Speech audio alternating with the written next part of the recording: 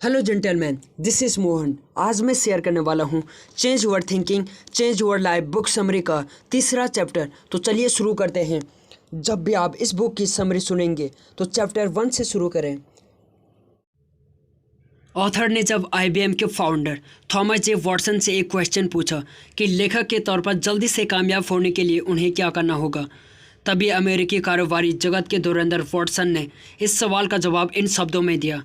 अगर आप तेज़ी के साथ कामयाब होना चाहते हैं तो आपको अपनी नाकामयाब होने की दर को दोगुना कर देना होगा। दरअसल कामयाबी तो नाकामयाबी के दूसरे सिरे पर रहती है।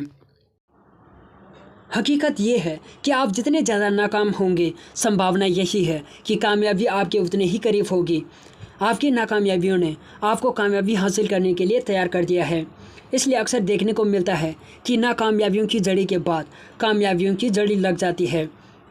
यही वजह है कि जब कभी भी आपको कुछ समझ में ना आए कि अब आपको क्या करना है, ऐसी स्थिति में नाकामयाबी की दर को बढ़ा देना। जितनी ज़्यादा नई नई चीज़ों को और बातों को आप सीखते जाएंगे, आपके विजयी होने की संभावना उतनी ही ज़्यादा बढ़ जाएगी। किसी भी डर को काबू में पाने के लिए आपको उसी काम को बार बार करना होगा। अपनी धारणा बदलें। अगर आप अपनी ज़िंदगी के किसी भी क्षेत्र में अपने परफॉर्मेंस और परिणामों को बदलना चाहते हैं तो आपको उस क्षेत्र में अपनी निजी अवधारणा और उस क्षेत्र को लेकर अपने बारे में धारणाओं को बदलना होगा। सौभाग्यवश आपकी ज़्यादातर धारणाएं विषयनिष्ठ होती हैं। वे हमेशा तथ्यों पर ही आधारित नहीं होती हैं। इसके बजाय वे अधिकतर उस जानकारी पर आधारित होती हैं जिन्हें आप सत्य के तौर पर स्वीकार कर चुके हैं।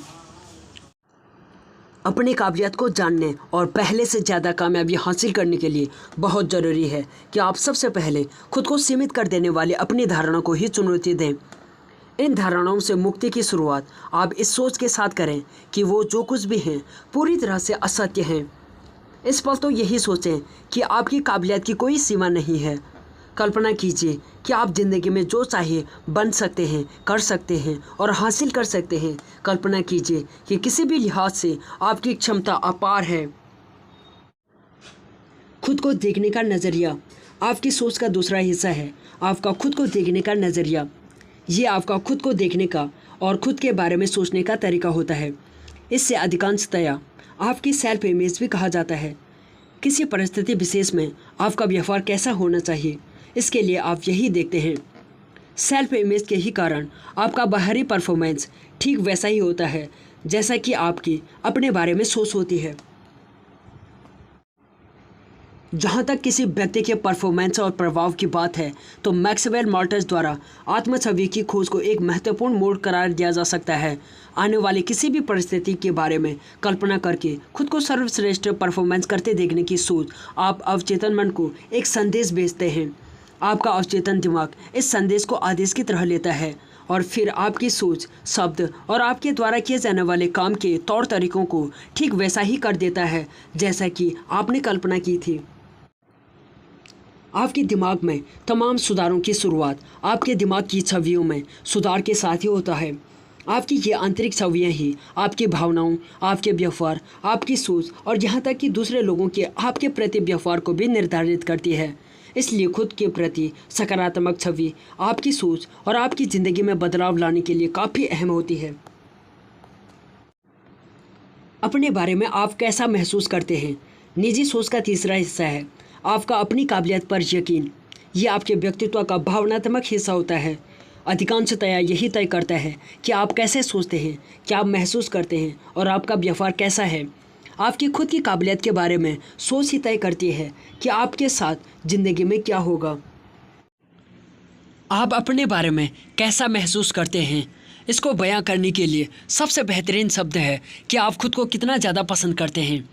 आप खुद को जितना ज़्यादा पसंद करेंगे, किसी भी काम में आपका परफॉर्मेंस उतना ही बेहतर होगा। अगर आप परिवर्तन के नियम लॉ ऑफ रिवर्सिबिलिटी को माने तो आप जितना ज़्यादा बेहतर परफॉर्मेंस करेंगे, खुद को उतना ही ज़्यादा पसंद करेंगे। खुद से सकारात्मक बातचीत करें। आपके शब्दकोश में सबसे दमदार शब्द वही होते हैं जो आप खुद से कहते हैं और जिनमें आपका विश्वास है। आपकी खुद से बातचीत और अंतर्मन से बातचीत ही 95% भावनाओं का निर्धारण करती है। जब आप खुद से बातचीत करते हैं तो आपका अवचेतन मस्तिष्क इससे आदेश की तरह दर्ज कर लेता है। फिर इसी के लिहाजे से आपका व्यवहार, निजी छवि और आपके शारीरिक हाव भाव तय होते हैं, जो कि इन शब्दों के अनुकूल ही होते हैं। इसके बाद आप अपने आप से उसी तरह की बातचीत करें जैसा आप बनना और करना चाहते हैं। अपने आप से ऐसी कोई भी बात मत कहिए जो आप किसी भी दशा में सच करना नहीं चाहते हैं। बस यही सकारात्मक और दमदार शब्द बार बार दोहराते रहें। मैं इसे कर सकता हूँ। किसी भी आयोजन से पहले अपने आप से ये शब्द कहें, मैं अपने आप को पसंद करता हूँ। कहिए, मैं सर्वश्रेष्ठ हूँ, मैं सर्वश्रेष्ठ हूँ। बार बार ऐसे शब्द जैसे कि आपका इस बात में पूरा यकीन है। उसके बाद सीधे तनकर खड़े हो जाइए और अपने चेहरे पर आत्मविश्वास से भरे एक मुस्कान लाएं और अपना सबसे बेहतरीन परफॉर्मेंस करें। जल्दी ही आपकी ये आदत शुमार हो जाएगा। अब्राहम लिंकन ने एक बार कहा था, गरीबों की सेवा करने का सबसे बेहतरीन तरीका यही है कि आप उनमें से एक भी न बने।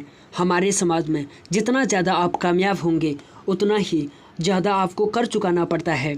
यही कर स्कूलों, अस्पतालों, सड़कों, जन कल्याण, मेडिकेयर, सेना के खर्चों के अलावा हमारे समाज के हर महत्वपूर्ण काम में आप मदद कर सकते हैं। इसलिए आपको धनी होने पर गर्व होना चाहिए।